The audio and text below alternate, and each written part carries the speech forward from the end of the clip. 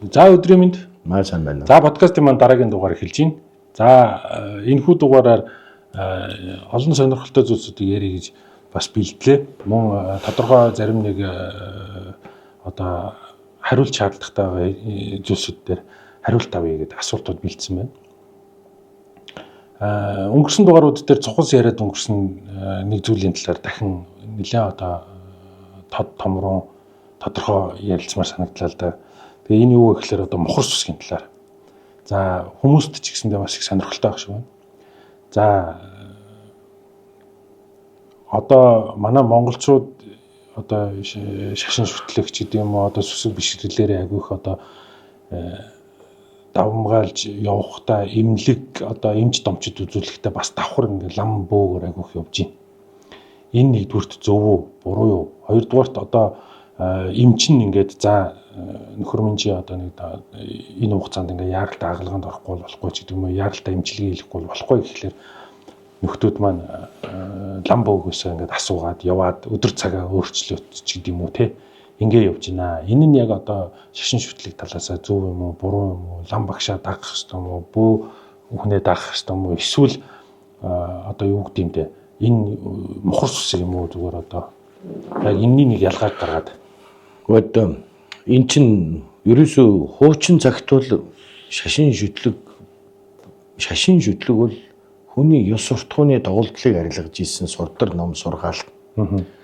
Ч одоогоос эн чин 100 200 жилийн өмнө ч юм уу цаг үе хөгжиж шинжлэх ухаан, техник технологи, анагаах ухаан хөгжихөөс өмнө чин эн чин шашин шүтлэгт чин хүн төрөлхтний чинь нэг төрлийн боловсрал байлаа шүү дээ.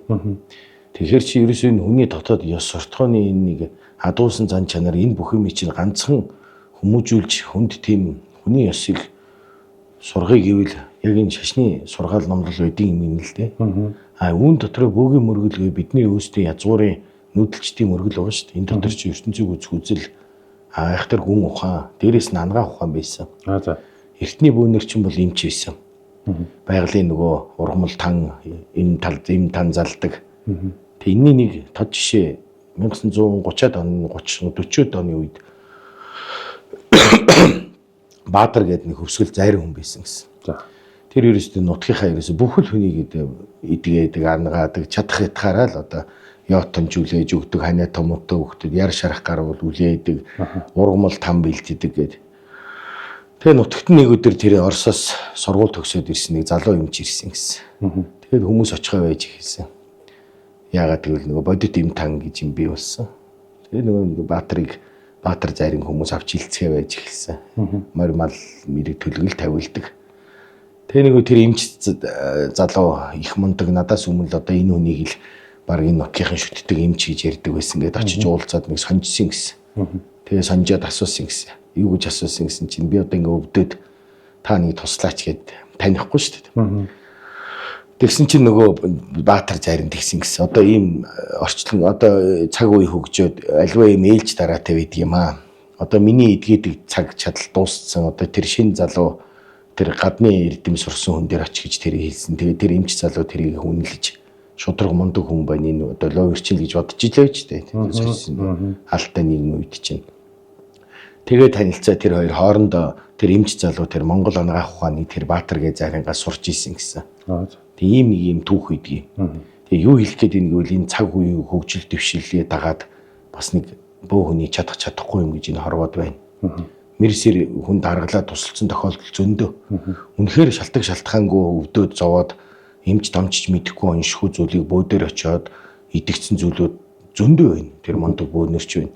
Гэхдээ нэг сүүлийн үед нэг арай нэг жоохон мохордуу тал руу яваад байна. Би сая пэсэр нэг Баатар пэсэр тэр хин гэлээ ямар нэг эмч залуу инхтер гээд эмч байсан. Нэг пост хийсэн байна л да. Нэг хүний хаалганд орох гэсэн чинь хурж ирээд намар орохоор боллоо. Манай багш тэгж хэлсэн үзүүлсэн чинь ингээд тэгээ намар одоо энэ хүний өвчин хүн дээрээ бараг балрах бахта арайч тэгээд ихч битсэн байлээ. Би халтхан уншсан. Ерөөсө хардаа чи имлэгээр өвдөд явах нь зүй ёсны хэрэг. Тэгтээ тэр өдөр судраа эмчид үзүүлэх хагалгаанд орохоо лам бөгөөс бүү болсон. Яагаад? Үгүй яах юм бэ чи тэгээд хичнээн хөндрүүлсэн байна. Хавдартай бөөрийн хавдартай хүнийг одоо би барьж ийн би бариад идгээж ийн гэд эцсийн шат руу нортол нь зүгээр болгож ийн гэд тэгэд хөндөрсөн тохиолдол байна шүү дээ. Энэ чи ялгах хэрэгтэй байна шүү дээ. Ямар нөхцөлд явах вэ? Бөөгөөр за хагалгаанд орох юм уу? Эмнэлэгт очихоор боллоо. Хагалгаанд орох боллоо. Наан бөөлүүлж болно шүү дээ. Ламнаарч явж. Тэр хүн идэгнэ гэсэн итгэл найдвар тэр засал номыг хийлгэснээрээ юу өөрчлөгддөг вэ гэвэл ганцхан юм. Тэр өвчнөө эсэргүүцэх энергийн дархлаатай л болж байгаа байхгүй юу? За. Яг эцсийн мөчөд тэр эмчтэр л очиж идэгнэ. Энэ гашуун үнэ. Тэгэхээр бол одоо зүйсэндээ бол энэ тэр лам ч юм уу одоо бөөж гэдэг юм уу мэдхгүй одоо тэр багшаасаа асуугаад байгаа нь бол мухарс үгүй. Үгүй ойлгох хэрэгтэй. Эн чинь мухарс үсэг. Тэр хизээ орохыг тэр лам бөө шийдэж болохгүй шүү дээ. Тэр эмч гэдэг анагаа ухаан гэдэг бүхлбүтэн дэлхийд батлагдсан том шинжлэх ухаан байна шүү дээ. Энэ том зүйлийн өдөөс сөрнө гэдэг чинь яг үгүй хүн төрөлхтний нэг тийм янз янзын олон өвчин дотроос нэг тийм ургамал эм тангаар идэгдэг өвчин байдаг байхгүй юу? Тэрийг хүн тусгаар тэрийг яг мэддэг улсууд буюу одоо тэр талаа идгээд ургамал там бэлддэг отож бариач ч юм уу бөө хүмүүс байж болно шүү дээ. Хавдар тусчаад хагалгаанд орно гэхээр яана гэсэн үг юм. Тэр хавдрын хагалгаанд орох өдрийг бөө лам хоёр тогтоохгүй байхгүй юу? Тэр эмчил тогтооно. Тэр эмчил дагах хэрэгтэй. Хэрвээ тэр хүн өвчин тусаад хагалгаанд орох өдрөө товлоод орохынхоо өмнө лам бүү ч юм уу хин нэгэн дээр очиж болно. Болоод бөөлүүлж болно шүү дээ. Хүн айц биш шүү дээ. Хүнд чинь би энэ хагалгаа амжилттай болох нь уу? Энэ идэх нь үү? Би орох чинь. Гэхдээ тэр нь за би чамд ямар ч байсан туслаад засаад өглөө. Одоо чи үлдсэн энэ бие махбодоо эмнэлгээрээ яв гэд нэг тал хувийн буюу сэтгэл санаагийн эдгэж өгөөд явуул. Тэр хүн бөөлүүлээд дараа нь эмнэлэгтээ очиж чинь гэдэг үйл явдал байдаг юм байна л да. Юуны хувьд тэр хүн идэгнэ гэсэн итгэл найдвар сэтгэл зүй авчиж байгаа байхгүй юу? Сүсэг бишэрлээрээ.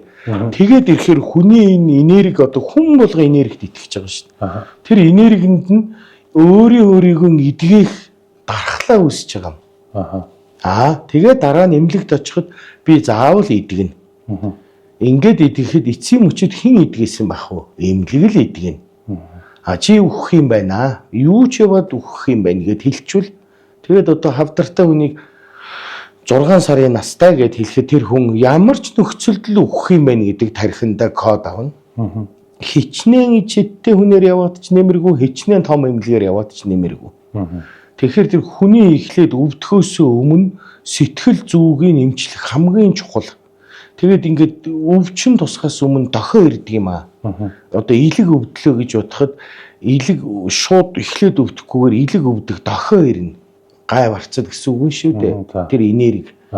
Энэ л юмаа арилгуулад байгааг энэ шинжин тэр лам бүүгээр явах. Гэтэ яг номоор нь зөв явбал үнэхээр одоо сүсэг бишрэлтэй очимоор байгаа бол за би нэг юм эмнэлэг домлох тэд өдөр тийм цагаас хагалгаанд орох гэж байна. За энэ цаг хугацаанд амжилттай болгож өгөөрэй. Танаас одоо гуйх юм инэ. Гээд одоо нөгөөтхөндөө итгэл найдвараа өгөөд нөгөөх нь хүртэл хүний сэтгэлийг бас сайхан засаад өгөх хэрэгтэй. Болох юм байна. Эн чинь гээд болох талаас нь хүртэл. Тэгээд тэр чинь сэтгэлээ эмчлүүлчихэд дараа нь биеэ эмчлүүлэх гэж байгаа. Манайхан чинь нэг заавал нэг юмар явж ил таарна л да. Тэгэхдээ яг энэ хэлснээр явбад очивол тэр хүнд ч гэсэн сэтгэл хөнгөн. Тэрнээс биш одоо над дээр нэг эмэгтэй ирж исэн хүүхдийнх нь нүдэн цагаан унтсан гээд тэгээ энэ нүдийг хаалгаанд орж авахулах хэвээр гээд эмч тэгж чинь би авах уу гээд. Тэгээ би хүлээж аваагүй л дээ. Нэг одоо бүхэл бүтэн анагаа ухааны одоо өөдөөс тэгж сөрж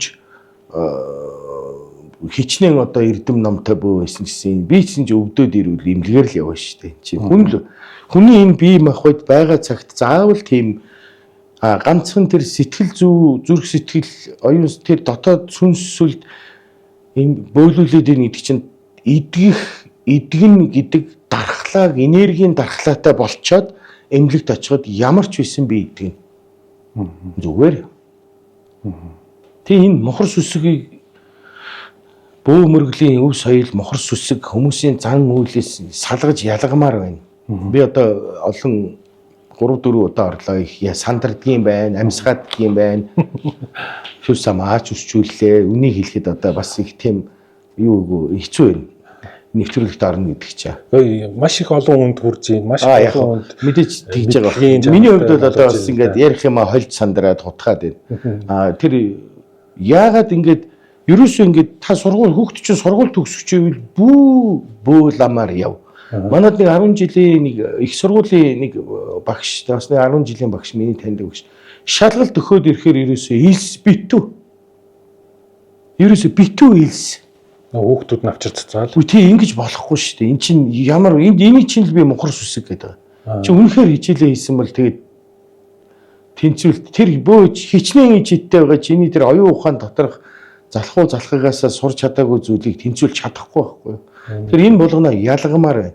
Үнэхээр эмнэлэг явмаар одоо тэр онцтой бол заавал тэр бөөламаар явж яах юм. Чи сайн бие эмчлүүлэх хэрэгтэй. Нэг асуулт байна. Та тэр илснийхэн талаар мэддэг үү? Тэр илс ямар учиртай илс? Үгүй хуучин чинь илсээр зан үйл хийдэг дом байна л да. За. Янз янзын. Тэгэд би нэг жижигхэн түүх ярихад гой балтан бэгэр сумд бэгрийн хар илс гэж нэг илсэн толгой байдгийг. Тэр илсийг цацхаар хүсэл биелүүлдэг. Гэхдээ нутгийнх нь хүмүүс цацдаг гэд. Тэр домог түүх нь бол их мундаг номтой том лам. Тэр илсэндээ ном уншиж одоо юм хэргэлдэг байжгаад нэг дайсан нэл өөдөөс нь зөөрөл тэр нутгаар нь явсан юм шиг байна. Тэгэхээр нөгөө лам чинь шавьдаа гараад тэр хүчтэй тэр өөрөөхөө толгой яг тийм нэг элсэн толгой дээр л байдаг байсан юм байна. Тэр шавьдаа гараад нөгөө дайсных нь хүн явж яхаар энийг цацаадах мохогийг одоо замд нь хорлоодохыг гээд тэр шавьдаа өгөөд гаргасан юм хэлсэ. Ном уншиж байгаа. Тэгсэн чинь шавь нь гадаа сууж агаад энийгээ багш руугаа цацаад үзвэл ямар бол гэдэг үүднээс гэрлүүгээ буцаж орохгүй нөгөө хүн рүү нэгш багш руугаа цацсан юм. Тэгээ хэсэг байж байгаад орсон чинь багш нь өнгөрцөн байсан гэж байгаа. Ойлгож байна уу? Ойлгож байна. Тэгээ тэр багшийн тэр одоо хараал зүхэл тэр одоо хорсол бүх юм тэр элсний ширхэг болгон чингсэн гэж нэг юм түүх домог байна. Тэгээ энэ тэрнээс хойшоо тэр бигрийн хар элс гэж их хатуу элс байдаг. Хамаагүй хүн авч хэрэгэлдэггүй хүний хатуу юм дардаг гэсэн тийм нэртний тийм гой балтан бигэр суманд байдаг гэж байгаа. Энээс үсээд хүмүүс нутгийнхаа архины элсийг аваад янз бүрийн ажил ус бүтээхэд ч юм уу амьд тулсан үе цацдаг юм байна л да. Гэтэл тэр чинь өөр шалтгаанаар хэрэгэлдэг ид. Энэ сургууль сурж байгаа хүүхдүүдэд ямар ч хэрэггүй. Тэгэхээр энэ дээр ингээд энэ юм чинь ингээд явсаар хагаад ингээд юм болгонд илс цацдаг л болцсон. Мэдээж илс цацах ч юм уу илсээр цохох зан үйл байна. Сэрээ дарна гэж нэг эртний шашны ёсонд нэг ном бидгийг. Сэрээ дарна. Сэрээ дарна. Тэр юм шашны ном. За. Тэрүүгээр бөө дардаг гинэ. Илс цацаж. Сэрээ бөө гэсэн үгүй. Тэр номынх нь нэр нь сэрээ дарна буюу тэр бөөг илсээр цогтөг гинэ. Би одоо их сайн юм судалж уншиж үзсэн. Тэгээ тэр илс муудж байгаа бөөтэйгээ хоорондоо муудахаараа тэр илсээ уншиж байгаад цацдаг гинэ. Тэгэхээр бөөгийн хонгодыг хаадаг гэд нэг тийм домог түүх ярьдгийг. Гэх мэтчлийн ингээд шашны зан үйлийн өөр хоорондын тэмцэл өр шир авлах ч юм уу маш их одоо амьд тулсан дайсан майсантайгаа таарах үед тэр хүний саад дотгортой болох үед тэр эрдэм номтой хүмүүс тэр нутаг усныхаа шүтдэг илсийг одоо их амьд тулсан үед хэрэгэлдэг байсан байна. Тэрнээс одоо хүн болгонд илс өгж явуулаад л орлого нь ороорой гэдэл цацуулаад нэг одоо зүгээр лангуун дээр бараа зарж болохгүй шүү дээ. Мөнхийн илс цацаастай тийм хүн ирлээ бүгд гэж байгаа юм биш шүү. Тэгээд нэг сургуульд ороход илс цацна. За тэгээ авгаа нөхөр хоёр хэрэлдэхээрээ бөөрөө явна. Ханийчлээ асууна. Энэ бол бүгд мохор сүсгэтэндээ орно. Хүн амьдрахад амьдрал болоод гэр бүл болоход шууд хоёрын боловсрал мэдлэг сэтгэл зүйн байдал маш чухал болохоос биш.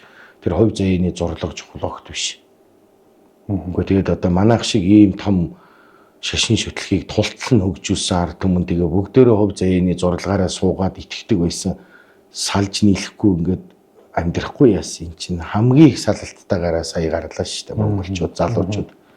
Тэгээ юу хэлэх гээд байна гэх юм бол ерөөсөө тэр хүнтэй сууж хүнийг хайрлаж хин нэгэнтэй амьдрахад ямар нэгэн лам бөө бурхан тэнгэр ном судрагт хэрэггүй. Энэ бол хувь хүний мэдлэг ухаан төвчээр хатуужил зүрх сэтгэлийн асуудал. Нөгөө тэгвэрээ энэ сургууль соёл төгсөж гадаад дотоод явхад лам бөө ямар ч хэрэггүй. Харин гадагшаа явах гэж байгаа бол одоо сургуульд явах гэж бол тэр хүний нутаг таарах нь л гэж асууна өгөхөөс тэр сургууль таарах нь гэж асуух ямар ч хэрэггүй. Тэгээ иймэрхүү ингээд нөгөө бөөгөөс гарах тэр авьяас билгийг тодруулж чадахгүйгээр ингээд нэг юм ойр зургийн хүн шийдчих асуудлыг үзүүлэн тэр хүн чинь тэрэнд яг эрдэм ном нь хүрэхгүй. Ингэснээр тэр жинхэнэ бөөгийн чадвар гарч ирэхгүй нь шүү дээ. Тэгэл яг хүний тэгээд таньж мэддэг юм ч юм уу заа нэг хилээд өгье гэхэд нөгөө алт жонох юм байна. Дараа нөгөө энэ худлаа юм байна. Өчнөл үзүүлээ хүүхдийн маань виз гарсангүй энэ бөө гарна л гэдээсэн. Тэгээд одоо тэр солонгосын элчингийн одоо жилс цацж байна. Ер нь нэг иймэрхүү байдлууд бол бүгд мохор сүсэг. Тэгээд элдв бусын юм цацаад байвал өөрөд нь тусдаг юм аа. Янз бүрийн. Тэгээд тэр цацуулаад байгаа багшийн бас бие өвдсөн байгаа манад ирээд. Гинтхэн толгой тарих нь өвдөд тэр шалгалтнаас хойшоо. Тэр чинь бас нэг сэжиглэлцэн биш үү? Тэгэхээр нэг иймэрхүү. Тэр сая ярен донд нэг цохос дурддагдаад өнгөрлөө. Бөөгөөс одоо гадагшаа дотгошоо явахад бөөгөөс юу асуух вэ? За тэр газар орон таарах уу гэж асууна гэж энэ тэр сургууль бол биш юм байна тий. За тэр зам асуудаг л гэж би сонссон. Зам асууна. Тий, онгод тэнгэртэй бөө хүнээс монголчууд тэр замыг л асуудаг гэсэн чинь энэ зам явах нь зөв үү? Очоод би сансандаа хүрч чадах уу? Тэгэд хүн дээр үед бол буруу чи энэ замаар битгий яв гэвэл итгээд явдггүй байсан юм. Одоо чи солонгос яваад хэрэггүй гэвэл хичнээн хэрэггүй гэсэн чи би явна л гин. Нэгэнтэй л тэр хүн өөрөө шийтсэн байдаг байхгүй юу явхаа. Тэрнээс нэгэсэндээ өөрийнхөө бодоод олцсон хариултаа бөөгөөс баталгаажуулж авч санаа намрах гэдэг шүү дээ. Энэ намайг солонгос явна гэж хэлнэ. Би угаасаа явах гэж байгаа юм чинь ороод би солонгос явсан бүтгэнө. Төвөө чи бүтэн гэвэл ястай мундаг. Энэ хүн яг хэллээ. Өөе бүтэхгүй байна чи буцаад ирэх ч юм уу саад гарах юм гэвэл энэ хотлоо хэлж чинь. Бүтэн гэж хин хэлэх чинь тэр болтол нь явна. Ямар сандаа нэг хүн онгодгүй гэсэн онгодтой болтлоо хүнээр явсан асуусан гэж байгаа. Саний юмдаг итгэж өгөхгүй тэгээд онгодтой гэхээр итгэхэд идэг гэж байгаа. Тэгээ иймэрхүү байдлаар ингээ бидний итгэл үнэмшлийн мохор сүсэг бол энэ нийгэмд маш их өргөн дэлгэрээр тараад Бурхны шашин, бөөгийн мөргөл, сүлдээ энэ Христос, Есүс, Монгол зан заншил бүгдээрээ холилдоод нэгэн төрлийн ард түмний зохиосон шашин шүтлэг бий болсон. Тэрэн дээр одоо зурхаа хараад зурхаан дээрээс ингээд миний 2 дахь өдөр сүлд өдөр байна. Би энэ хагалгаанд орохгүй. Ирэх 7 хоногийн 5 дахь өдөр миний сайн өдөр байна. Би энэ хагалгаанд орохгүй. Орно. Гэтэл явж байгаа өвчнөө хөндрүүлсэн байна. Магадгүй бас амир сэтжиж магадгүй. Тэгээ зөндөө хүн өгсөн байна шүү дээ. Бүүдээр очиод. Тэгээд үнэхээр эцсийн найдвартай аргаа бараад хамаалга би үнэхээр эцсийн мөч хүртлээ явъя гэж байгаа бол тэр сүлд нэмлэг бид нар чадахгүй. За одоо эмнэлгийн зүгээс хийдэг юм а хийлээ. Одоо бараг үхээ хүлээн гэж боловсон ёсоор хэлсэн бол хүн бас ингээд нэг яаж зүгөрөх вэ? Одоо эмнэлэг намайг хүлээж авах байсан юм чинь би энэ лам бөө өв сургамал энэ харуугийн бүх юмар явъя гэвэл нэг өөр. Тийм ээ? За би эмнэлэгт угаасаа очино. Янз бүрийн байдлаар хагалгаанд орно. Тэгтээ явчихсаас өмнө нэг сайхан засуулаад сэтгэл санаагаа сэргийлэх гэж байгаа бол нэг өөр. Тийхгүйгээр зөвхөн багшаасаа бүгдийг асуугаад эмчийн хийснийг үгүйсгэж гэдэг үл чи мохор сүсэг. Энэ байдлаар маш их хүмүүс одоо өвчин зовлонгоо хүндрүүлж одоо аль ихт онцлуулаад идгээч юм. Тэгээ би бас нэг юм ингээд бүр гайхаад болохгүй. Би ч ганц нэг таньдаг хүн амт ирдэг. Нэг их олон хүн амт ч үзээд идэг. Хүмүүс ирэхээр яагаад бие асуугаад идэх юм бол би тэрийг ерөөсөө ойлгохгүй. Бөөдөр ирэхлээр бие асуугаад байна гэж. Тэгээд юм үзүүлэхээр юу гэхээр бие асууя. Тэгээ юугаа гэхээр зүрхээ, илгээ, бөөрөө асууя гэж байгаа. Тэгээ би яг нэг жоохон тийм шогц цантай болохоор нэг эхоны аппарат аваад тавья гэж нэг хүнд хэлж ирсэн. Тэгээд үнэндээ хартаа шинжилгээнд орох хэрэгтэй. Одоо юм хөгжсөн цаг. Нэг их мөнгө шүү дээ тэр чинь. Өөрийнхөө төлөө зориулаад жилдээ заавал нэг удаа шинжилгээнд ор. Яасан гэж бөөгөр бие асууж байгаа. Яг зүгээр бөө хүний мэрэг төлөхт ингээд хүн үзэн штэ. Энэ насан туршид нэг юм өвчин ирж магадгүй тэр нь нэг илэг дүүрийн л өвдөж магадгүй гэсэн нэг тийм зүүн дохой байдаг. Тэрийг л нэг юм тойм хэлж байгаа байхгүй юу. За чи энэ насандаа нэг анхаараарай. Чиний наадмын зүрх мөрөх чинь явандаа ер нь өндөрч магадгүй юм биш. Ер нь энэ насандаа чи нэг ийм л юмар өвдөн шүү. Тэр хүн энэ хүнийг юм тойм хэлж штэ. Тойм хэлж гин. Гэтэл одоо учиргүй зөвхөн бөөдөр эмнэлгээс явахаасаа залхуурд юм уу яад гин. Зөвхөн бөөдөр очиод одоо бөөл ам юу ч хийж болно ш сүүлийн үед одоо төрөл бүрийн хүн байна бүр өстэй ичид хагцсан хүмүүс их байна. Шууд зүрхээ үзүүлж чинь. Тэгэл зүрхийг үзээл за ийм юм хэсэлтэй. За бөөр чи юм бэ. Би бол итгэдэггүй. Шууд хэлээ. Би бас хичнээн бөө хүн ч гэсэн шинжлэх ухаанд итгэн, анагаах ухаанд итгэн. Тэгэхээр энэ мэтчлийн ингэж одоо би янз бүрийн юм ерөөсөө тэгж одоо онцлуулж байгаа юм шиг явж үзүүлэх шаардлага байхгүй. Эргээд тэр зүрх чинь зүгээр байна гэд хэлцдэг итгэж явж исэн чинь зүрхний хаалгаанд орвол энэ мүү бүү худлаа. Тэгэхээр юу яриад нэг үл таны асууж байгаа хүмүүс чинь эхоны аппарат чинь нэвт харахгүй байхгүй юу? Тэр хүнтэй би ер нь энэ насандаа би хааваа өвдөх үе байна уу? Чи нэг тийм нэг юм байна да чи нэг намрын цагаар нэг өвдөж магадгүй шүү. Юу н гэдгийг мэддэхгүй. Тэгээ намар нэрэл хил амд илэг бөөрн ч юм уу хулгаар нь өвддөг. Тэгэхээр нэг юм ерөнхий хүний нэг юм шинжийг буюу болох цаг хугацааны шинжийг л хэлж байгаа болохоос биш. Яг урдаа суулгаад одоо илэг чинь тийм байна, устж чинь, зүрх чинь тэгж. Одоо тийм хүн байдаг бол одоо миний ярьж байгаа ч одоо тэгээд бүр хадуурж байгаа юм билгүй. Гэхдээ бас энэ амьдралынхаа бас энэ бодит зүйлд итгэх заавал шаардлагатай байхгүй юу? Маш их хүн манад тэгж ирээ. Би одоо тэгээд ерөөсөө тийм хүмүүстэй огт уулздаг. Навгаа хүүхний хэрүүлтэй хүн үздэг. Энэ имлэгээр явах хэвээр улсуудыг үзэхгүй. Энэ шалгалт шүүлэг болж байгаа хүмүүс үзэхгүй. Энэ гадаа дотоод явах гэж байгаа сургууль соёл визэнд орох ч юм үзэхгүй. Эдгээр бол бөө хүний үзээд ах зүйл биш байхгүй юу? Тэр хүн өөрөө шийднэ. Үнэхээр визэнд ороод явбал тэр виз. Тэгэхээр нэг энэ байдлуудыг хитрхи их ингэж бөөгөр яваад мухар сүсэг түрээд дараа нь итгэл үнэмшил гэдэг юм байхгүй болно. Асуултаа зөв асуух хэрэгтэй шүү дээ очиод. Хүний нүдийг явах гэж юм цаашдаа болохоор байна уу? Би одоо хичээгээд юмаа явал бүтэмж нь хэрэг байна. Бүтэл тааруу байна. За ер нь жоохон таарууд юм байна гэж ойлгочих хэрэгтэй. Би ийм л юмнууд байна энэ чи их нуршичлаа л да. Ер нь бол ингэж ойлгож болох уу?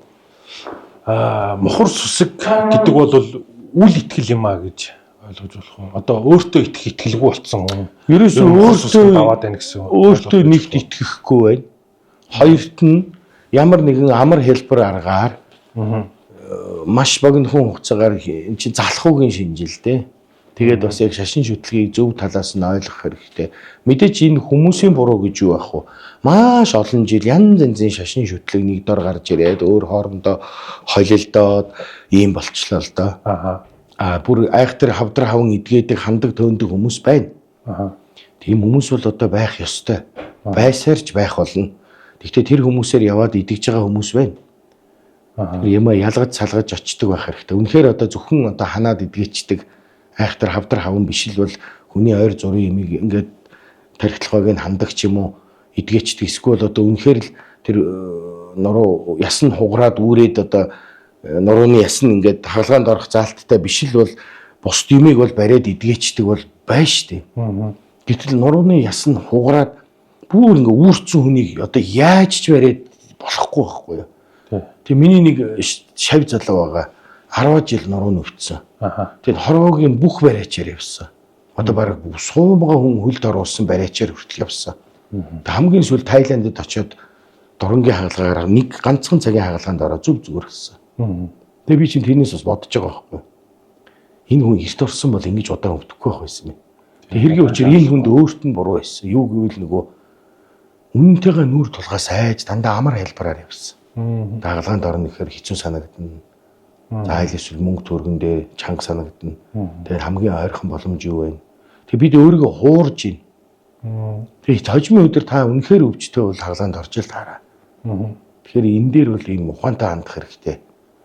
Ер нь бол за эмч одоо тодорхой хугацаа заагаад өгсөн бол тэрэнд бол хоош суух ямар ч зөрж болохгүй, эмчээс зөрж болохгүй. Миний заасан цагт нь орох хэрэгтэй. Үеэл эмгтэй дүү маань эмч байхгүй юу? 3 дугаар эмнэлэгт. Тэгээд одоо ихч бөө мөч шүтэд идэг юм л да. Гэхдээ ингээд Айгүй их хүмүүс ингээд үзүүлчихэд ингээд багшаасаа асууя ингээд уцаар яриа гараа авчдаг гэж байгаа байхгүй. Тэр чи одоо үнэхээр мухар сүсэг штэ. Энд чинь шинжлэх ухаанч 21-р зуунд чинь хичнээн өв соёл уламжлаа авч явсан гэсэн бас нөгөө талдаа энэ цагийнхаа юмыг бас дээдлэн шүтэх цаг штэ. Ингээд би зүгээр яг дөнгөж сая нэг санаанд орсон нэг зүйлэл асууя л да. Нилээдгүй олон удаа яг иймэрхүү зүйл харж исэн. Яг ингээд хажууд нь зогсоод тэр юу вэ гэхээр ингээд хамаатан саднаа юм өөр хүүхдэн ч юм уу мэдхгүй ингээд эхнэр нөхрүүд нь ингээд хагалгаанд орох гээд ингээд яг мэмлийн үүдэнд одоо хагалгааны өрөөний үүдэнд ингээд байж байгаа байхгүй. Тэгээд за яг хагалгаа эхэллээ гэхэд бүгдөө ингээд одоо хамаатан садан уцаа шуурж аваад ингээд лам бол лам руугаа бөө тэгж боллоо яах вэ? Залгаал одоо ингэж ин асууж юм л да. Энэ бол байх ёстой зүйл. Энийг ерөөсөө үгүйсгэж хорж болохгүй. Энэ чинь хүний сэтгэлийн зүйл байхгүй. Та хүүхдээ жишээ нь төрөхөд яадаг вэ? Ширгэлэн үсттэй. Чи тэр чинь энэ ч бол хүний тэр сэтгэлийн хүн тэр айцсал дарах гэдэг шүү дээ. Итгэл найдвар авах гэдэг шүү дээ. Тэгэхээр яг энэ дээр юу хэлж ийнэ вэ? Итгэл найдвар. Тэгэхээр бидний таны очиж байгаа бөө лам бидэнд амьдралын итгэл найдвар өгдөг хүмүүс байхгүй юу? Чи болноо. Хаалгаан сайхан. Үнэн бол үнэнгийг хадуухан хэлчих хэрэгтэй. За хэцүү юм биш үү? Одоо би цаашаа чадахгүй. Тэгж хүний мөнгө цаас барж одоо аварна хасгана эдгийг гэж өхөр мал нэхэж хаалгаанд орох гэж байгаа бас ядарч яваа зөндөө улсууд байгаа. Тэдрээс тэгэн хүний тэгээ дараа нь тэр хүн хүчүүл яах вэ? Та хүн хүчлээ. Энэ бөөд очиж сая төгрөг барьцсан. Одоо бодвол тгий. Тэр бөө тэр сая төгрөгийн эзний нүглийн хураан дээр айлээ. Тэр бөөгөөс нас нь хорогдно. Энэ манай багш надад бүр яг загч ийсэн. Чи хүний юм хийж өгч чадахгүй хүнээс юм авах юм бол чиний нас хорогддгийг шүү. Тийм учраас элдв булсын хүнтэй уулзаж янз бүрийн юм хийж 9 шидийн мөнгө цаас бити аваарай чи. Эргээд нас урт амьдрал чинь урт олон жил бойлно. Чи өөрийнхөө толгойг зустуу хүмүүс гэж хэлж ирсэн. Би их хөгшин өндөр настай яста эрдэмтэй хүнд шав байсан учраас их юм тэр хүнээс бас сонсч ирсэн. Тэгээд өвчин тусна гэдэг чинь шалтгаан шалтгаан байх хэвээр. Шалтгааныг л арилгах гэдэг шүү дээ. Нэг залуу явж байгаад шүн нохоод арай сүнсэн зайлцсан юм ааши. Тэрнээс хойшоо би нүдэд хэлсэн гин. Тэгээ хүний нөгөө хамгийн бие дотроос нэг сул эрхтэн байдаг гинэ. Одоо жишээ нь тэр залуугийнх бол бөөр нүддэг байсан юм жаахан сул. Тэгэл бөөр нүдэж ихсэн гэж. Тэгээ имлгээр яваад болохгүй байгаад байсан. Шалтгааныг арилгуул гээд тэгээ ном хар уншуулдаг ч юм уу тэр сүнсүлдээ дуудлаа идэгсэн гэж. Тэр нөгөө л сүнсэн бие үнэхээр итгэж ивэл тэр сүнсүлдэн бие очиж идгэлэгчээ дараа нь тэр юм тариагаа уул тэр хүнд нөгөө хэлснээр өвчнийг эсэргүүцэх энергийн дархлаатай болцсон хүн дахиад очихдоо хурдан идэх код авчиж байгаа байхгүй. Өмнөхөр шүтлэгтээ 7 хоноод идэгчнээ над имээ хэрэгэл. Би чамд сайн даатахад өглөө. Итгэлтэй хүн чинь гүйж очиод нэм тариаг бараг 7 хоног ч хөө идэхэд санаад агаад сайхан болчлоо. Тэгэхээр ерөөсө хамгийн гол учир хүний зүрх сэтгэлийн итгэл үнэн биш л дээ. Тэгэхээр одоо ингэж одоо хүмүүс янз янзаар тэгж хаалгаа аюугаа итгэж ярьж ивэл тэр хүмүүс хариуцлагатай байх хэрэгтэй. Тэгж одоо эмчтэд ирсэж би чаднаад эмглээсээ гараад гэж болохгүй. Эргээ тэр хүн өнгөрүүл хинд одоо амин хинээс нэг юм. Үгүй одоо эмчээс л нэг шүү дээ. Үгүй харин ингээд энэ мухар сүсгийн талаар яриул зөндөө зүйл байна. Одоо шүн умсаа авдгүү ч гэх шиг хогоо тэгдгүү ч гэх шиг яагаад ийм тэгсэн мөртлөө хамгийн чухал сүсэг бишэрлээ ерөөсөө итгэдэггүй. Тэгээд ийм хэрэгтэй хэрэггүй өөрөөсөө ингээд сонин номноос олоод уншицсан. Одоо тэр 33 жилийн насны засал гэдэг нэг юм яваад байна. Үлгийддэг мүлгийддэг ч гинөө.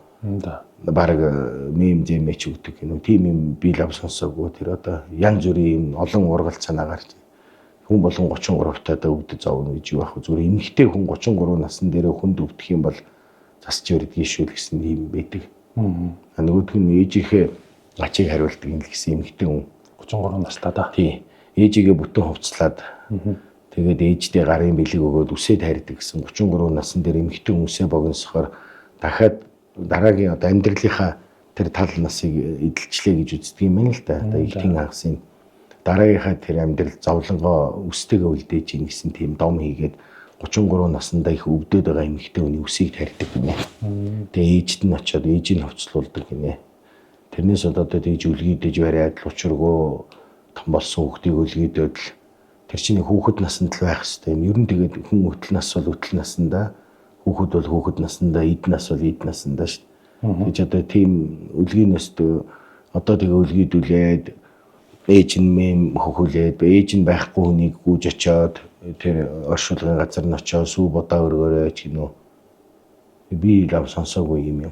Тийм бол байхгүй юм тий. Тэгээд 1000 худал ярихаар нэг үнэн 1000 худал чи үнэн болно гэдэг шиг энийг чи одоо тэгээд саяд янз бүрийн юмнууд чи бичээд хүмүүс чи тэрийг дуурайгаа дагаад хийгээд болно. Одоо ингээл мухар сүсэг гэдэг чи энэс эхэлж штэ. Тэгэл 33 хүрэхээрээ бүгдээрээ засуулаад ийн гэж байхгүй.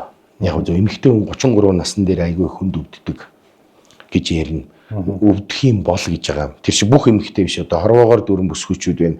Бүгдээрээ л 33 насыг давлаа шүү дээ 90 саруулаар. Тийм шүү дээ. Яг 33 насны дээр эмэгтэй хүн хүнд өвдөх юм бол тэр 33-ны жилийг хатуу орж ийн гэж ярьдаг гинэ. Тийм утгаараа одоо тэр хүнд заслам хийж үс гизгийн тайрдаг ёс байдаг л гэж сонссон. Тэрнээс тэгж юм сонсоогүй. За их сонирхолтой. Тэгээд дараагийн сэдв гэх үү? Одоо нэг ийм зүйл байна. Монголчууд шин төрсөн хүүхдийн дайхыг үргээдэг. Эрэгтэй хүүхдийг сондгоо наснд, нэмэгтэй хүүхдийг тэгш наснд гэдэг тийм. Тэгээ энэ Монгол ёсны асуудал. Монгол ёсны эртний одоо энийг түүхч жинхэнэ эрдэмтэн хүн л хариулах байх. Би одоо яг энэ Монгол ёс уламжлалыг чинь бүрэн сурч мдээгүй бөөл хүн шүү дээ. Бүүгийнхаа талаас л тайлбарлаж байгаа. Бас их том мундаг хүмүүс мэдж яхад одоо жоохон юм сонсчоо тэрийг яриулах утгагүй. Яг тодорхой өөрийнхөө мэдлэгийн хүрээнд мэдээлэл. Яг зөв. Миний нэг мэдээд байгаа нэг л юм байгаа. За. Юу гэвэл өсний найрыг бол хизээч арх ууж тэмдэглэдэг байсан юм. За. Хүүхдийн өсний онгон үсийг авдаг 3 нас хүрэхээр эрэгтэй хүүхдийг авч шít. 2 настай буюу хий настайгаа 3. Эмэгтэй хүүхд 3 нас хүрэхээр хий настайгаа 4. Тэгш биш тий. Нэг нь сондгоо. Эрэгтэй хүүхдийн үсийг намар авдаг гинэ. Тэгээ намар авдаг уламжлал нь нөгөө ус авдаг газар л ус тахдаг ёс юм. Намрын цаг бол монголчуудын хамгийн том тахилгын цаг. Айраг цагаан идэ элбэг дэлэг болсон. Мал тарган. Тэгээ мал тарган энэ үед монголчууд эртний ёсондоо намар эрэгтэй хүүхдийн үсийг авдаг байсан. Тэр хүүхдийг удам мурагтан даатгаж тэгээ авсан үснээс нь далганы утандаа нэг жаахан хийгээд тэгээд бас нэг юм хиншүү гаргадаг ёс байдаг гинэ. Энэ бөөгийн хөөчний ёс. Жахаа үснээс нь онгон үснээс нь тэр одоо тэр үс авах өдрөө хиншүү. Энэ одоо Монгол ёсонд эртний ёс юм. Арц үжтэй угуулад энэ хорвоод угуулдаг гинэ. Тийм нэртэй, тийм жилтэй ийм хүн энэ хорвоод байгаа юм. Унахын цагт нь төшиж хазаагахын цагт нь хальтруулахгүй тэгээд наргууд яг саргууд гигээ болж насан туршид нь тулж аваарай гэж доод 8 лусын хаад байна гэж загтаг байсан юм. Тэгэхээр осол аваар эндэгдэл моринд чирүүлэх тэр бүх нь луст хамаарагддаг учраас лусын хаан таниулж мэдүүлдэг. 8 лус гэдэг чинь 8 янзын лус гэж байгаа юм биш. 8 төрлийн лус гэд нэг хүн яриад илээ. 4 зүг 8 зохис гэж байгаа шүү дээ. Энэ орчлон хорвоогийн бүх зүгт буюу энэ бидний амьдарч байгаа гიშгэж байгаа энэ газар дэлхийг 4 зүг 8 зохисоор нь хуваадаг юм. Тэгээ энэ зүг болгонд лусын хаан оршдгийг 8 лус гэж нэрлэдэг. Тэрэнд даатгалдаг гинэ. Тэгж одоо жоохон дом болгож хиншүү гаргаж тэр хиншүүгээр нь лусад таниулж усанд усанд унахт нь битээ живүүлээрэ одоо тий ургаа хаданд битээ даруулаарэ гэж тэгж даатгах гэсэн. За дээрээс нь хүүхдийн үсийг 9 усын хүнээр ахуулдаггүй. Бид нар чинь өөрсдийгөө л боддөг юм байна. Одоо нэг ингэж байгаа юм л да. Жилдээ нэг 3 хүүхдийн эрэгтэй хүүхдийн өсний найранд явбал миний барцад харилдаг. Ажил өс бүтдэг гэж зөвхөн өөрийнхөө сайхны төлөө хүний өсний найранд явж байгаа хүн байлаа. За. Одоо жилд гэдэг юм уу? Үгүй ээ. Тийм яриа байд юм. Яг хөө зөв жилд 3 удаа өсний найранд эрэгтэй хүүхдийн өсөнд очивол нэг жил дотор бүх юм бүтдэг. Их сайн гэд тийм бэлэгдэл юм л да. Тэрийг зөвхөн өөртөө нь ашиглаж штэ. Одоо жоохон барцтай байгаа 3 удаа өсний найранд дайрчиг тийм яриа байдаг штэ. Би тийм жилд 3 удаа үсний найранд очиж сайн мэн гэж сонсоогүй. Зүгээр жилдээ 3 удаа ажил явдалд орж болтгүй юм гэсэн. Тэгэхээр хүний өстө жинхэнэ сүнс зайлтгий гэсэн нөгөө үхлийн хаалгаар 3 гიშгсэн гэдэг утгаараа. Тэг өксдийн тийм үйлд 3 орд хүмүүний 1 жил дотор. Нэг хүн. Тэр хүүхдийн үсний найран дээр бол ерөөсөө 9 бусын үнээр ахуулж болохгүй. Яг товлсон тэр одоо жил сар өдөр таарсан хүнээр ахуулах байгаа хүндээ одоо архитаар суухгүй байх хэрэгтэй. Хоёрдугаарт нөгөө юу яах хэрэгтэй. Нэг цөөн тооны хитгэн хүнээр л ахуулдаг байсан юм байлээ. Тэгээ бусд нь бол цагаалж цайлаа явдаг. Одоо хүн болгоноор ахуулж. Тэр нэг ресторан тэмдэглээд нэг 100 хүн үрж шүү дээ. Ирдэгдэг шүү дээ. Тэр 9 бусын хүний аз жаргал, баяр баясгалан, гоныг зовлон бүх хүн тэр онгон үсэнд нь хөрж болохгүй. Тэр бүх юм хүүхдэд очино. Тэгж болохгүй. Тэгэхээр ингээд хүүхдийн үсэнд хамаагүй хөргдөг. Тэгээ хоёрт нэг ийм додомдож ингээд нэг юм жил мэлээ зурдаг штэ. За. Одоо жилэн таарахгүй бол. За. Тэр бол бас хуурамч. Тийм байхгүй. Одоо тэгвэл ёс уламжлал гаргаад яах вэ? Аав нь л өөрөө бүх жилээ зураал хийцэн дэр штэ. Ёс ном гүйцэх гэж байгаа бол ёс номыг гүйцээх хэрэгтэй штэ. Тэгж юм өөрсдөө хуурсан жил мэлээ ингээ гар дээрээ одоо могоо жил өхөр жил хоёр ивэл байхгүй жишээ. Тэгээ өхөр жилтэй хүүхдийн үсийг могоо жилтэй юм уу дахиад жилтэй хүн авахар болсон чи олдохгүй байвал бар жилтэй хүн энэ дээрээ могоо зураад авчиж байгаа. Тэр чи өөрийгөө л хуурч чинь. Чи зүгээр өөртөө л аав ээж эдгээр нэг могоог л харж байгаа болохоос яг амьдрал дээрээ бар жилтэй хүн тэр үсийг авсан байна. Тэр хичнээн могоо гар дээрээ зураад тэр могоо жилтэй болохгүй. Үнэхээр тийм одоо могоо жилтэй хүн олдохгүй л яах вэ? Одоо мэдэхгүй одоо аав нь л аав нь үстэй ээж нь ч юм уу. Одоо хүний төрсөн эцэгт одоо цээр байхгүй лгүй. Үнэхээр олдохгүй л одоо аав ээж хоёр нь л хөрмөц. Яг холоос номтой мэрэгэн хүн залж дуудаад ерөөл хэлүүлдэг байсан гэсэн. Тэгээ тэр ер нь бол их номтой хүнээр л ахуулдаг гэж сонсч ирсэн дээр үед. Тийм одоо баян цатгал нь тэгш явж байгаа гэсэн үг биш. Тийм ном эрдэмтэй одоо хэрий товлгаан шидтэй ч юм уу их тийм тэнгэрийн эрдэмт сурсан тийм хүнээр ахвал тэр хүний нөгөө ерөөлийг ахуулах гад тийм эрдэмтэй хүн чинь нөгөө ерөөл хэлнэ. Тэгэхээр тэр нь нөгөө биелнэ. Одоо лам бөө хүмүүс биш шүү дээ. Дээр үед эсвэл их том ноён тошгон одоо их сүр бараатай хүнээр ахуулдаг. Тэгээд хүүхдийг бас хүүхдээр нь үсийг ахуулаад идэг. Тэр заяа солигддөг юм гэсэн. Тэр одоо нөгөө хүүхэд гим хоргүй.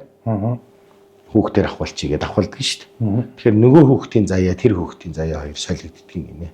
Тэгээд нөгөө монголчууд нөгөө хоёр жирэмсэн эмэгтэй яддаг шүү дээ. Зологддог шүү дээ. Энд чинь Монгол бас мундаг ёс шүү дээ. Нөгөө хүүс солигдсон. Тэр шиг хоёр нялх хүүхдийн үсийг бие биенээр нь хөрөндөлдөг юм. Заяа нь солигдсон. Хөөе тэгэж их хүн хараа ирж архитаар суухгүй. Тэгээд тэр үсийг тэгж хаамаагүй хүнээр хөргүүлж авахгүй. Яг тодорхой цөөн тооны ойрын өндөр нас насалсан. Их өндөр нас насалсан ах トゥ дотроосоо их тийм нас буюу урттай олон үр хүүхэдтэй тийм хазгай биш. Тийм хүнээр ахуулна. Одоо дараагийн хүн хүрэх гээд нь шүү дээ. Тэгэхээр нэг цөөн тооны л хүмүүс байна. Бусд нь бол яг сайхан ирээд цайлаад тэр хүүхдийн найранд орж арих хууж болохгүй. За тэгээ хүүхдийн үсний найрны өглөө манайхан чинь нөгөө бас орчин цаг чинь бас одоо юм хөгжсөн бас нэг хүн чинь хүүхдийнхээ үсийг нэг бас айтайхан авчий гэж нөгөө хэлбэр төдийд нь анхаарна гэхээс хизээч одоо тэр мөн чанарт нь анхаардаг юм байна л да. Зөө яг хаан чавж болно ресторан ч юм уу гэртээ. За нэг ёс уламжлаараа морин хуурч ерөөлч болно тэр сайхан хүүхдийн үсний найран дээр. Гэхдээ хамгийн өглөө нар мандах тэр хүүхдийнхээ үсийг авах чинь гэж тэр алтан дээд лусын хаан өндөр дээд тэнгэр энэ орчлон хорвоод даатгадаг байхгүй юу ээж аав нь тэр заавал лам бөөгийн хэрэггүй хин шүү гараад. Одоо хин шүү гарах биш. Эхлээ тэр цай цагаа чанаад тэгээ тэр эрэгтэй хүүхдийн үсний найранд тэр мах чанж тавьдаг чинь ямар ёстой вэ тэр их лус газар лус тэгээ тэр чансан баруун хааныхаа хүндтэй махыг уул овоонд аваачаад миний хүү тийм нэртэй тийм жилтэй хүү маань өнөөдөр ингэж хорвоо ертөнцид өссөн авч байгаа учраас одоо энэ газар дэлхий зөөлөн хандаж усанд живэлгөө галд шаталгүй газарт одоо хальтэрэлгүй хаданд хавчуулгүй энэ хүнийг нэг юм насан туршид нь ивэж аваарай гэх. Тэгээ тэр хүүхдийнхээ өсний найрнаас бэлдсэн эдэний тэр махны дээж буюу тэр баруун хаа чаналаа гэвэл бүр ууц тамж исэн байна. Тэр өндөр хавирга, шантны мах, далны мах, сүлний өөх эднэр чинь их эртний чунсал өргөх ёс гэхэд тэр лус савдагт өгдөг байсан, гал төлдөг байсан тэр мах байхгүй юу? Бөөдгийн зам үлд ордог. Эднэрээс дээжлээд тэгээд тэр эдэний дээж тавьсан тэр дээж нэгэд одоо идэ заслаа штэ. Идэ хэвийн боо, тавгийн идэдсэн мах тавина. Тэгээд тэр шагаа байгаа зү тэр одоо махныхаа энийг хүүгээр нь болж өгвөл нөө даав ч юм өөрөө дараа нь аваад хамгийн их одоо тэр хүүхдийн хамгийн хүн болсны хамгийн анхны найр байхгүй юу тэр хүүхдийн. Тийм учраас тэрнийх нь дээжээс тэр хүүхдэд аллагны ут хийж өгнө. Тэгээд аллагны утан дотор нь тэр идэ будаа тэр өсний найран дээр болсон эдэний дээжийг тэр хүүхдэд одоо хүмүүс янз бүрийн юм өгнө дөө тэрнийх нь одоо мөнгө ч юм уу дээжийг хийгээд тэгээд тэр будаа дээрээс нь хийгээд за миний үе тэгээд тэр даллагны утан дотор нь үсийн ингээд тэр хүүхдийн хамгийн анхны 3 нас хүрээд үс ахуулсан буюу хүн болж сав дүүр одоо сав нэгдэж байгаа. Хувь заяаны сав нэгдэж штэ. Анх удаа л хүнээс мөнгө идэх юм авж байгаа анхны үйлдэл нь учраас. Тэгэхээр тэр хүүхэд за тэгээд тэр даллагны утыг тэр хүүхэд насан туршдаа өөрийнхөө даллагны ут болгож авч явдаг. За ийм ёс байна. Энэ бүгд бол байхгүй болсон. Одоо зүгээр л нэг хадган дотор үсийг боогоол гол нь тэр модон хайж зөв тэдрээ бол. Гэхдээ яг нөгөө жинхэнэ үсний найрыг утгаар нь хийх ёс уламжилвэ шүү дээ. Тэр үтэл дээр үед онгодтой айлууд онгодоо өлгөөд хүүхдийнхээ үсний найранд үүдэнд өлгчдөг байсан байна. Айрыг цэгээ засаа тавьчихсан. Тэр онгодондоо даатгаж шүү дээ. Тэгэхээр үсний найранд хамаагүй хөргөж болохгүй, үсний найран дээр хүүхдүүдийг аригтаар суулгаж болохгүй, хүүхдийнхээ хавар авдгийн гэсэн их буйдхан. Яагаад гэсэн чинь хүний хүн болоод явцдаг байсан учраас гэдэг ясаараа эрэгтэй хүүхэд бол нутагтаа үлдээж одоо уурга барих алдарт нь биер барих төшмөл болно гэдэг үүднээс нь тэгдэг. Тэгээд тэр үсний найран дээр хүүдээ юу өгдөг байсан гэсэн чинь хуучин цагт тэр хэн болохоос нь шалтгаалж янз бүрийн ном эрдэмтэй болохоос нь ахуулж юм бэлэгдэж өрөөж өгдөг байсан гэж. Тэгээ хамгийн түрүүнд бол ямар ч үс даллагны ут хийдэг юм байна. Тэрэн дотор нь тэр эдэний дээж тэр өсний найрны эдэний дээжээс даллагны утанд хийгээд лус савдах дээжээс нь өргөөд үлдсэний одоо арай хүмүүс тараа явахаар хувааж аваад идэнэ. Тэгэхээр заавал нэг Монгол ёсоор идэ засах нь шүү дээ. Ихтэй хүүхдийг бол баруун хаа айгаа за одоо бас боломж болцоотой улсууд нь ууц тавина үз.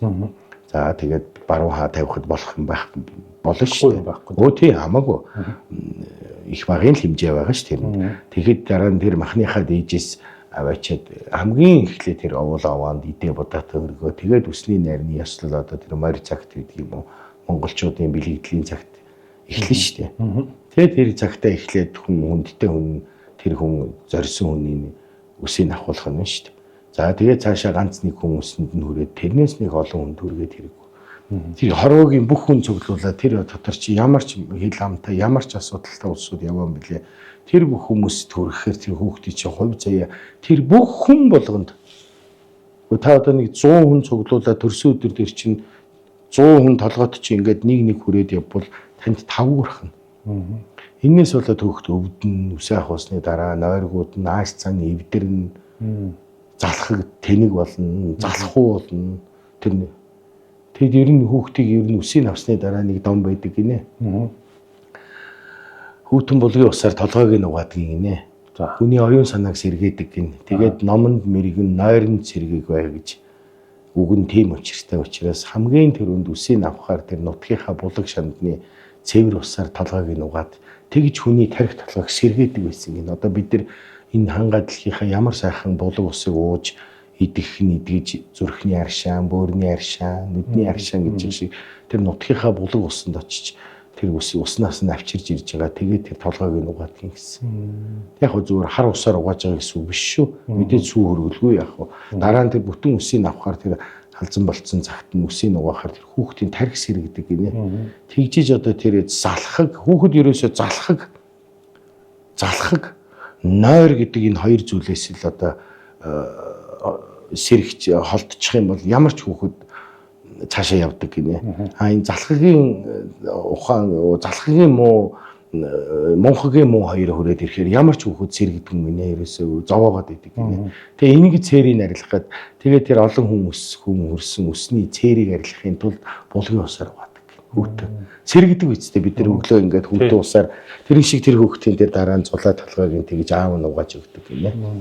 Тэгээ энэ мэтлийн ингээд Монгол ёсны эртний уламжлалыг бас энэ нарийн ингээд хүнээс амаас ам сонсоод ийм ёс байна л да. Тэгээд нэг заавал нэг юм бичсэн, бичээ тэрийг нэг доктор очиж баталсан одоо нэг ийм зүйлд л итгээд байх шиг байна. Тэр чинь бас хэний ч мэдэхгүй зүйлийг бас тэгээд намн дээр бичээд хүмүүст уншуулад байгаа юм байдаг л юм лээ. Зүг. Сая ярьж байхад чинь нэг жижигхэн цогсон дурдсан нэг зүйлийг лавлаад нэг асууя. Охин хүүхэд одоо эрэгтэй хүүхэд ингээд нүсний найр хийхэд одоо мах зах чанаад ингээд найрыг ингээд өргөн дэлгэр сайхан хийн. За яагаад гэвэл одоо нутгуусандаа одоо ингээд ийм эрдэмтэй номтой ноён хүн болно гэж өрөөгөө тэгээд ингээд гэж юм л та. Тэрэн шиг охин хүүхэд ингээд хавар цагт буудахын хийнэ гэдэг чинь та сая үгэндээ хэлэхдээ хүний хүн болоо явцдаг гэд би зөв ойлгож байна уу буруу ойлгож байна уу охин хүүхэд ингээд одоо усны найрыг ингээд өргөн дэлгэр хийхлээр одоо юу гэдэг хүний нүдэнд одоогийн хэлээр бол онилогдчихдаг гэсэн үг. Гөө тэгж ойлгож болохгүй. Яг хэвдээ нөгөө ихийн ирэхэд ёсноос эцгийн ирэхэд ёс байх үеэс энэ нөгөө эрэгтэй хүүхдийн чинь илүү тавьж байгаа шүү дээ. Манайх чи ихийн ирэхэд ёс ихийн ирэхэд ёс руу шилжихэд. Тэгвэл нөгөө эмэгтэй хүн чинь нөгөө нүүдэлчдийн соёл заншилт чинь нөгөө хурим найрын ёс ямар ч одоо хурим найрны ёсонд чинь эмэгтэй хүн бэр гойно гэж байдаг үстэй. Тийм. Монголчуудын. Тэгээ бэр гоохаар чинь тэр хүн алийн эмэгтэй болж байгаа үстэй. Тэр утгаараа бас нэг эмэгтэй хүнд үлдэх ёслол нэг өөр, эрэгтэй хүнд үлдэх ёслол нэг өөр. Энэ тэрнээс одоо тэр ад шаа үздэг ч юм уу тэр ир имээр нь ялгаж байгаа гэсэн үг биш шүү. Эрэгтэй хүүхдийг бол намар авдаг их тарган, мал тарган үед бөөгийн гал тахилгын намар хийдэг. Ямар үед гэх юм бол намрын яг одоо тэр бөөгийн ёсонд төрийн гал тахилгыг би бол мэдэхгүй. Өвөл хийдэг гэж бичсэн байт юм байлаа. Хүннүүгийн үед, эртний үед гэж байгаа нь тэр. Бөөгийн яг бөөнөрийн гал тахилга бол намар болдог. Намар мал тарган үед буюу ямааны сэмж таргалахаараа хийдгийн. Тэгээд намрын цагт ямааны сэмж таргалахаар битүү хоньны өвчөө ямааны тарган ямааны сэмж хоёроор гал тахдаг. Тэгээд тэр үед л ус савдаг бүх юм байна. Тэгээд намрын цагт бүх л даатгалын дуудлага хийдэг гинэ бөөхөн. Даатгалын дуудлага гэдэг нь одоо тэр ах トゥ амар садан хоттой хонь мал хороо эд хөрөнгө бүх юма даатгаж тэгээд хавартаа золох гэж хавар хүртэл даатгадаг. Тэр хоорондоо одоо өсний найраа хийнэ. За яг ийм зан заншлууд аль ч улсад байгаа. Тариа будаад тарьдаг улсууд намар тариа хураахаар тариа баяр болдог үстэй. Аль ч улсад одоо тийм тэгэхээр ер нь намрын цаг гэдэг бол хүн төрөлхтний хамгийн баян цаг.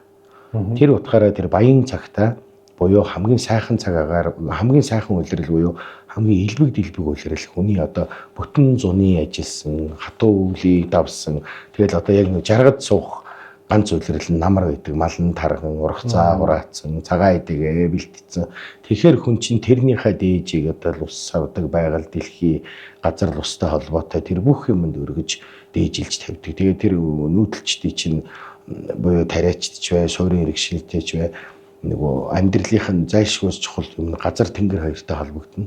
Хурбаар хоёх орж ийн үгүй юу газар ус ямар байна шинж тэгээд энэндээ талархаж баярлснаа илэрхийлээд буцаагаад энэ хүртээсэн тариа будаач байдаг юм уу мал хойныхаа дээжээсээ ингэж тахилгын зан үйл болгож монголчууд эртний ёсоор гал ус тахиж хиншүү ярвсын тэр лус савдагт айл голомт бүх гал усыг тэгж тахиж исэн байгаа. Эннийхээ завсар тэр хүүхдийн үсийг тэгж одоо намар жоохон тийм биелэгж буюу бас тэгж хийж исэн гэж байгаа. Тэгвэл эн чинь нөгөө нэг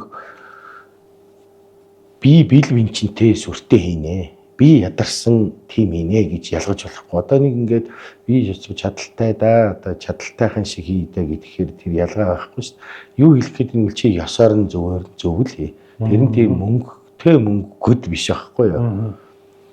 Ер нь бол тэгэхээр тэр ном ёсоор нь зөв хий далганы ут гэж юм тэгж хийдэг юм байна. Тэрэн дотор тэр хүүхдийн унсан ус ихс хүүг нь хийгээд дараа нь тэр хүмүүсийн өгсөн эд мөнгөний дээжээс игээд эдэний лус савдаг төрөсний өглөөний өргөсний дараах тэр найрын дараах дээжээс нь хийнэ. Тэгээ энэ хүний бүтэн даалганы хувьд чи хүүгийнхаа хувь заяаны савын дүүргээд одоо савыг бэлдэж өгч ийн гэсэн санааг илэрхийлж байгаа юм багхгүй юу? Хүн мал зүсэлдэг дээ. Зүсэлсэн малынх нь үснээс идэг гинэ бас. Юу гэдэг вэ одоо мал олонтой болохыг ярөөдөг гинэ.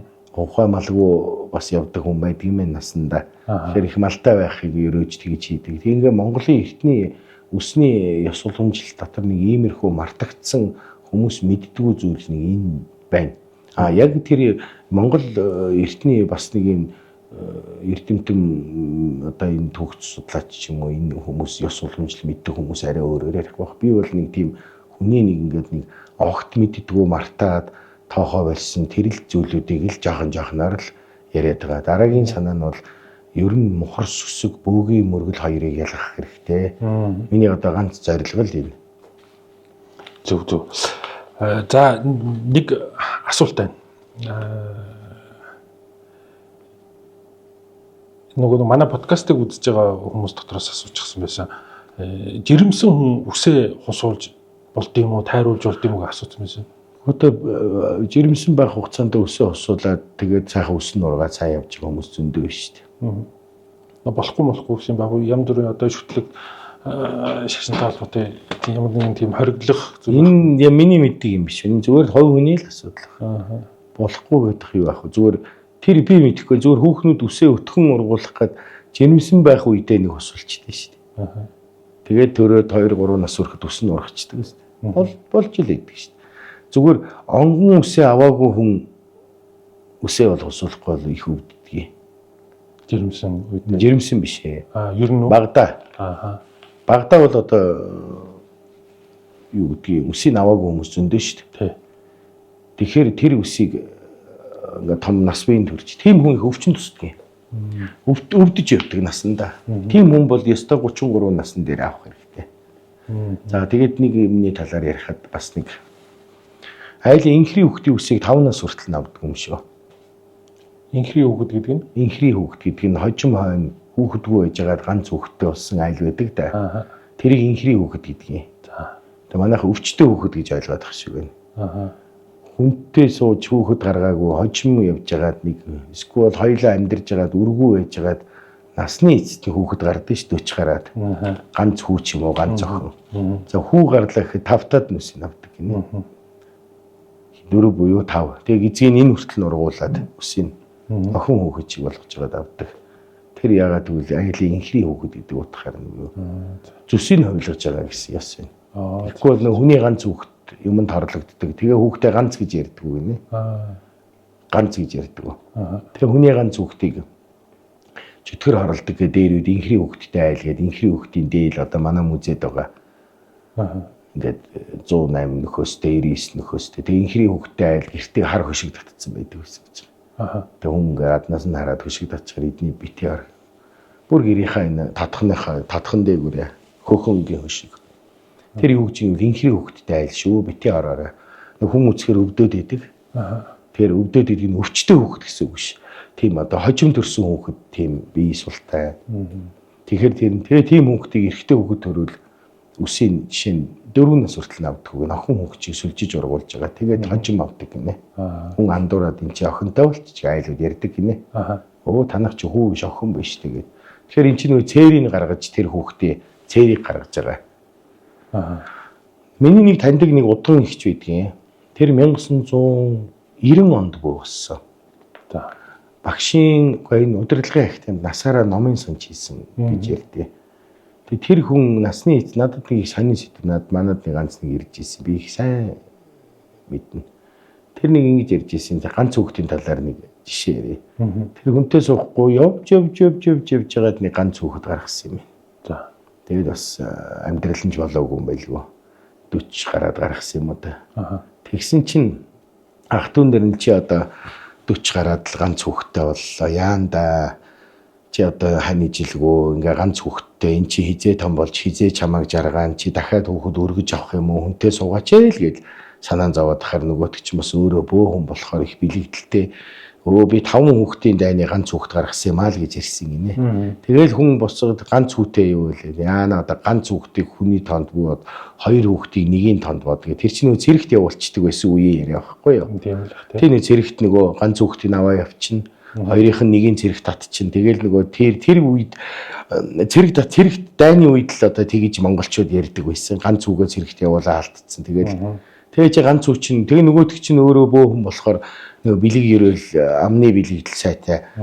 Би 5 хүүхдийн дайны ганц хүүхд гаргасаа л гэдэг байсан гэсэн. Тэгээ өнөөдөр хэд 2-3 жилийн өмнө манад энэ музей үрж ирсэн 70 гарч байгаа. 70 шахаж байгаа. Ганц хүн 5 хүүхд гаргасан. Тэгээ хүний ингээд амны бэлгээс ашдын бэлэг ганц үүтэй хүн ганц хүүхдтэй хүн бол тэгж ярьж явж юмар юм бэлээ. Миний эн чинь 3 хүүхдийн дайны хүү байгаа. Тэгэхээр нөгөөх нь нас вэнд хүрээд 3 хүүхэд. Тэгээ тэр их чи одоо саяхан надад ярьж ирсэн. Би одоо ганц хүүгээсээ 5 хүүхэд гаргалаа гэдэг. Ганц хүн 5 хүүхэд гаргаад тэгээ ийм өнөр өтгөн олуулаа болсон гэж надад ярьж ирсэн. Тэгээ энэ их гоё сайхан зүйл гэж би боддог. Тэгэхээр ер нь аливаа юмд энэ амны алдс үг хэлийг маш сайн бодож хэрвээ ингээд ганц ч юм уу тийм өмчөө өрөөсөн юм байвал айгүй их олуулаа сайхан болно шүү гэж ярьж. Тэгээ ерөөсөө амьдрал бол тэр чигтээ хүний амны бэлгээр л явдаг юм байлаа. Юу бодож, юу санаж, юу хүсэж, юу бодож тэрийг амаар гаргана. Яг тэр амьдралаа хүн идэлдэг юм байна. Дандаа сайхан юм бодож, дандаа сайн юм өрөөж идэг хүн тэрнтэйгээ л уулздаг юм байна. Тэгээд тэгвэл баг саггай сэтгүүд байж лээ. Тэгтээ энэ чи бас сандрахын нэг хүн ханиалгаад байна гээд нэг юм бичсэн байсан надраа. Уушиг нь муу байна гээд. Тий, одоо яах вэ? Нэг одоо ярил их цаг авч магадгүй мэдэхгүй байна. Би нэг юм асууя. Хүн ер нь хойд нас гэж байд юм уу? Эсвэл би нэг энэ өгсний дараах амьдрал гэж байд юм уу? Яг энэ тал дээр бүтэн нэг дугаар болгож ярив. За, энэ их сонирхолтой сэдв. Тэгээ энэ дотор би бүр нарийн тэр нас орсон хүний араас буйны ном уншуулах ямар учиртай байдаг. Хүн үнэхээр сүнсэн тэр имийг аваад байгаа мó гүм үү? Яг энэ талаар нэг сэдв бол. Энэ гэхдээ хүмүүст айгүй хэрэгтэй. Харин тий. Сургамж болсон маягаар. Тэгэхээр хүн бас мэдмээр. Энэ бол одоо ярих цаг байхгүй. Энэ чи бүтэн цаг гарны яриа болох байх. Хурдан ярихад, товч ярихад. Тэр энэ талаар сонирхолтой судалж мэдсэн. Бас эртний бөөгийн ёсонд хүний хойдохыг яаж хийдэг байсан. Тэгээ дээрээс нь бөөнөр хойдохын зан үйлд юу хийдэг байсан. Эртний монголчууд хүн өгөхээр яаж оршуулгын зан үйлийг хийж исэн гэдгийг нэг тийм тайм маягаар ярив. Одоо зөндөөл ярьлаа. Тэгвэл дараагийн дугаар дээр хүний хойчийн амьдрал, за дараагийн амьдрал байдаг бол тэрний тухай, за өгсний дараах амьдрал гэж байна. Яг одоо монголчуудын нас орсон монголчуудын тэр өгсний дараах амьдрал буюу тэр монгол ёсонд яаж монголчууд нас орсон хүний араас буян номыг хийдэг байсан, нас орсон хүнд яаж зан үйл үлддэг байсан, энэ талаар л нэг тийм товчхон мэдлэгийн хүрээнд бас их мухар сүсэгнээс салгаж хүн яаж сэтгэл дотроо юм зүг бодох уу? Одоо ерөөсөө энэ бөөгийн мундаг өв соёл чинь тэр чигтээ Монгол ёс соёл уламжлал байхгүй юу? Тэгээ энэ Монгол ёс соёл уламжлал энэ бөөтэй холбогдсон нарийн нандин зүйлийг мухар сүсгээс бүтэн сайн салгаж хүмүүс бас зөв ойлгоосоо. Тэгээ эхнээс нь ингээд имлэгээр шаардлагагүй бол бөөгөр бити яв, имлэгээр яв. Шинжилгээ өгөх гэж байгаа бол ер нь бөөгөр явж шинжилгээ өгнө гэж байх уу? Имлэгт очиж шинжилгээ өгөх хэрэгтэй. Маад нэг хэсэг тийм хүмүүс аягүй хэрсэн. Илгээ үзүүлээ, зөрхөө үзүүлээ. Тэгээ би чи тийм сүлдийн хүнтэй ч уулзах бас хэцүү шүү дээ. Үнэхээр одоо мэдэхгүй гэж буруу хэлчих юм лээ тэр холоос. Одоо чи ирэхээ байсан. Би ч хүн хүлээж авахгүй байгаа болохоор. Зөв. За баярлалаа. Өнөөдрийн дугаар их сонирхолтой, их сайхан. Ер нь тэгээ манай бүхэл дугаар их сонирхолтой сайхан болж байгаа. Тэгээд дараагийн дугаар дээр ярилцах сэдв маань тодорхойлчлаа. Тэгээд үргэлжлэн ирж ингээд алтан цагаасаа бидэнд ингээд одоо манай подкастыг үзэж байгаа бүх хүмүүст зориулсан танд маш их баярлалаа. За баярлалаа. За